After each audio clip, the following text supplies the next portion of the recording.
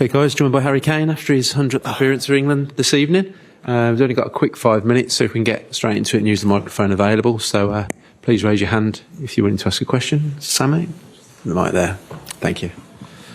Harry, so after this special night, could what happened on the pitch been any better for you? No, it was almost a perfect night. You know, as a striker, of course, on my 100th cap, I wanted to score a goal and make the night as memorable as possible, and to win the game as well. So to score, a couple of good goals, a couple of nice finishes, and help the team win 2-0 was pretty much perfect. So a proud night for me and the family, and now we can enjoy it. Do you want a hat-trick? I had enough shots to get the hat-trick, but I think Lee spoke about managing some minutes with a lot of games coming up. So of course I'd love to have stayed on, but no hard feelings for that. Okay, Miguel Delaney. Cheers.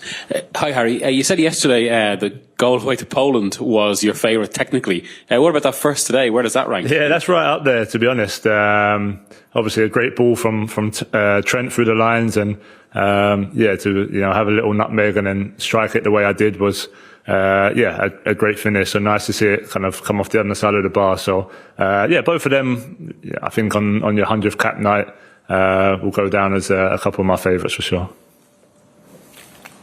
Jonathan at the end there. Harry, there was sort of lovely footage of your family in the box applauding when you scored the goals. I mean, what's it mean to you to have them here tonight? Yeah, no, really special. My son weren't really having it before the game. He had a bit of a meltdown. It's a bit past his bedtime, so he didn't fancy coming out in the rain. So thankfully my wife was there to look after him. But no, it's a great occasion. Obviously I think they're a little bit young still to kind of understand what's really going on. But I think they're special memories when we're older and we can look back and see them on the pitch. Everything I do wouldn't be possible without them. So, a special night. I've had some good ones in an England shirt, and this is right up there for sure. Hi, Harry. After a night like that, your age and 68 goals, do you have a target in your mind, a number of goals you think you can reach? Not really a target specifically, but, like I've touched on before, I feel in a good place. So, I try to never set limits on what I can achieve. I know playing in this team, I'm going to get chances, and if I get chances, I feel like I can score many goals. So, I'm going to keep going as long as I can, and who knows what we can reach. Some of the top players in the world have, scored more than I have. So, there's targets there to try and achieve. Okay, James. Hi, Harry. Congratulations. Thank you. Just seen you told TV, you talk about being motivated by wanting to prove people wrong, which is something you said yesterday in the presser. Can you give us sort of an example of a particular bit of criticism that you've had that maybe you've used as motivation? I'm not too sure. I think I mentioned yesterday about it being from probably a young age, just being doubted to go on and do what I've done, and I think that helps keep me focused and motivated in training and games.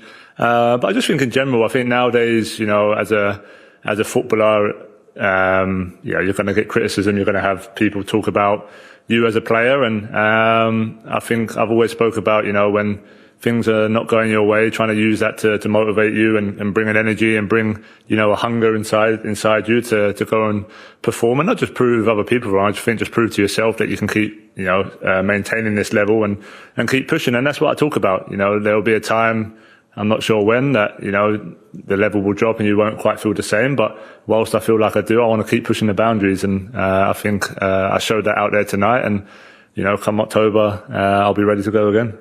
Jits on the back. Hey, firstly, congratulations. Thank you. What does it say about the professionalism and the chemistry of this team that they were able to keep targeting you without taking away from the rhythm of the game?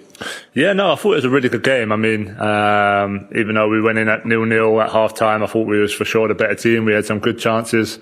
So it was just about, continuing what we've done.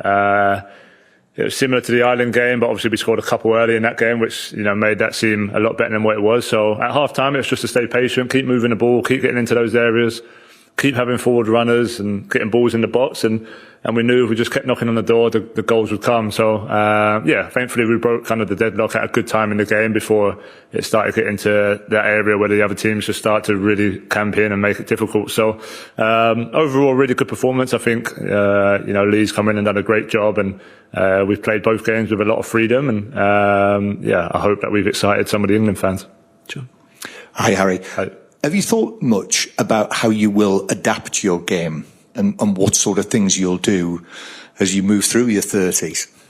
Yeah, I'm not too sure. I spoke before, I feel like a player who can play as a number 9, play as a number 10, even areas in midfield that I like to drop into and try and hurt teams as well. So a lot of it depends on the manager you're playing with. Maybe, as you get a little bit older, you might want to drop in, but I still feel like, I can be really effective in the opposition's box with obviously my finishing and my movement. So, for the time being, it's to do the same what I've always done and to play as at 9 and 10, depending on the games. But, who knows? Maybe later on in my 30s, a manager might want me to drop a little deeper and use my passing to hurt teams. But yeah, for now, I'm still, scoring the goals I need to score to be a good number 9. The last one here. If you could take yourself back to your early days, back to your loan at Millwall when you were winning awards, or back to your loans Leicester City and Norwich, etc. If you could talk to yourself back at that time and tell you about what you would have achieved at this point and about this day, what would you be saying? What would those highlights be? To be honest, I don't think I would have been thinking of 100 caps when I was on loan at Millwall and Leicester, Norwich. At that time it was just about trying to get back into the Spurs team, use the experience I got to play in the Premier League. And, I've always had a good self-belief that I'm able to play at any level. But, I've learned a lot over the years from those times to, Mauricio when he was at Spurs, to all the eras at Spurs and now at Bayern Munich. I feel like the game's evolving a little bit. Managers are a little bit different in how they approach the game. So that's just, great for me to be able to keep learning. So, I would have for sure been proud if I knew I was going to reach 100 caps. But, like I always say, hopefully 101 and 102 in October and a couple more goals as well. Okay. Thanks, everyone. Cheers, guys. Thank you.